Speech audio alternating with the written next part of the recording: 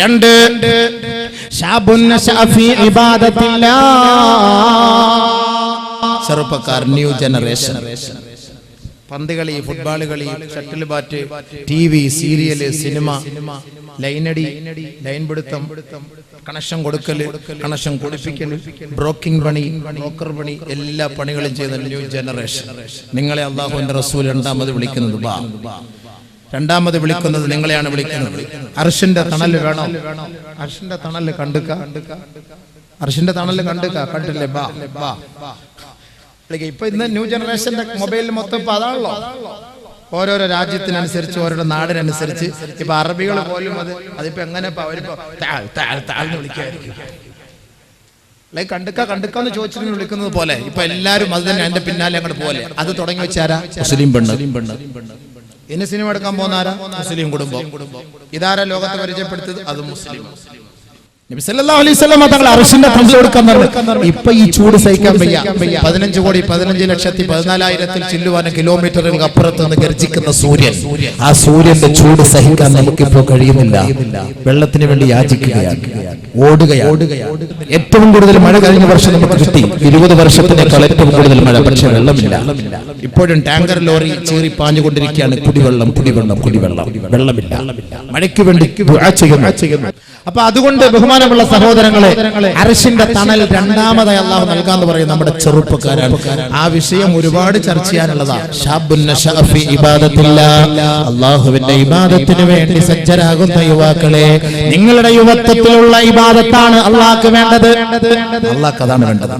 നിന്ന് നിസ്കരിക്കുന്ന ആ ഒരു ചുറുചുറുക്ക്, അതാണ് കൂലി കൂടുതൽ. ഇന്ന് വയസ്സര് എന്നാ പിന്നെന്താ അല്ലാഹു തആല വയസ്സന്മാർക്ക് അർശിന്റെ തണൽ കൊടുക്കാന്ന് പറയാത്തത്? ഈ വയസ്സന്മാർ ഇന്ന് കട്ടിലും കസേര എടുത്തിട്ട പള്ളിയിലേക്ക് നിന്ന് നമസ്കരിക്കുന്നതിന്റെ പകുതി പ്രതിഫലമല്ലേ ഉള്ളൂ ഇരുന്ന് നമസ്കരിക്കലേ. അപ്പൊ അതുകൊണ്ട് ഇരുന്ന് നമസ്കരിക്കുകയാണ്. സുജൂദും റുകൂഉം വേണ്ടവണ്ണം പരിപൂർണമായിട്ട് നിറവേറ്റാൻ പറ്റുന്ന ഒരു സാഹചര്യം അത് യുവാക്കൾക്കാണ്. അല്ലാഹുല്ലദീ ഖലഖകും മിൻ ളഅഫിൻ ثم جعل من بعد ضعف قوة ثم جعل من بعد قوة ضعفا وشيبة يخلق ما يشاء. അല്ലാഹു സുബ്ഹാനഹു വ തആല മനുഷ്യന്റെ സൃഷ്ടിപ്പിനെ കുറിച്ച് പറയുകയാണ്. അല്ലാഹു നിങ്ങളെ സൃഷ്ടിച്ചത് ബലഹീനതയിൽ നിന്നാണ്. ഒരു ഉമ്മാന്റെ ഗർഭപാത്രത്തിൽ നിന്ന് പുറത്തേക്ക് വരുന്ന ചോരക്കുഞ്ഞ്, ആ കുഞ്ഞുമോൻ, ആ കുഞ്ഞുമോൾ, ആ പൊന്നുമോൻ, ആ പൊന്നുമോൾ മറ്റൊരാളുടെ പരസഹായമില്ലാതെ കഴിയാൻ പറ്റുകയില്ല. ഒരാളുടെ സഹായമില്ലാതെ ജീവിക്കാൻ പറ്റുകയില്ല. അല്ലാഹുല്ലദീ ഖലഖകും മിൻ ളഅഫ്, അല്ലാഹു ബലഹീനതയിൽ നിന്നാണ് നിങ്ങളെ സൃഷ്ടിച്ചത്. ثم جعل من بعد ضعف قوة, ആ ബലഹീനതയിൽ നിന്ന് നിങ്ങൾക്ക് അല്ലാഹു ആരോഗ്യം നൽകിയില്ലേ? അല്ലാഹു യുവത്വം നൽകിയില്ലേ? ആരോഗ്യമുള്ള ഗാത്രരാക്കിയില്ലേ? യുവാക്കളെ, നിങ്ങളോടാണ് അല്ലാഹുവിന്റെ ചോദ്യം. നിങ്ങളോടാണ് അല്ലാഹുവിന്റെ ചോദ്യം. നല്ല ഓടിച്ചാടി നിസ്കരിക്കാനും പള്ളി പോകാനും പറ്റിയ പവർ. രാവിലെ ഓടുന്നു, മാരത്തോൺ ഓട്ടം. എത്ര ഓട്ടം ഓടുക? കാസർഗോഡ് മുതൽ കന്യാകുമാരി വരെ ഓടും. വീട്ടിൽ നിന്ന് പള്ളി വരെ സുബഹിക്ക് ഓടൂല. മഹല്ലിലേക്ക് നമ്മൾ ഓടൂല. കാസർഗോഡ് മുതൽ കന്യാകുമാരി വരെ ഓടും. പക്ഷേ അത് ടിവിയിൽ കാണും. നിന്റെ വീട്ടിൽ നിന്ന് പള്ളിയിലേക്ക് ഓടുന്നത് ടിവിയിൽ കാണൂല. അല്ലാഹു റബ്ബുൽ ഇസ്സത്ത് അത് മറ്റൊരു വർഗത്തെ കൊണ്ട് ക്യാമറയിൽ ഒപ്പിയെടുക്കുന്നുണ്ട്. നീ പള്ളിയിലേക്ക് പോകുന്ന വഴിയോരങ്ങളിൽ മലക്കുകൾ ക്യാമറയുമായി നിൽക്കുകയാണ്. നീ വീട്ടിൽ നിന്ന് ഒളിവെടുത്തിട്ട് ചെറുപ്പക്കാരാ, പള്ളിയിലേക്ക് നീ നടന്നു പോകുന്ന ഓരോ ചുവടുവെപ്പുണ്ടല്ലോ, ആ ചുവടുവെപ്പും മലക്കുകൾ ഒപ്പിയെടുക്കുകയാണ്.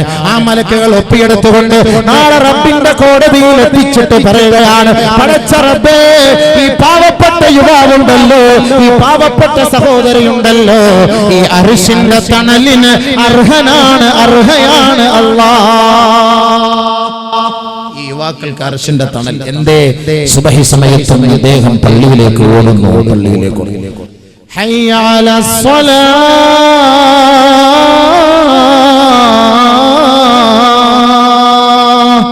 ഹയ്യ അലൽ ഫലാഹ്,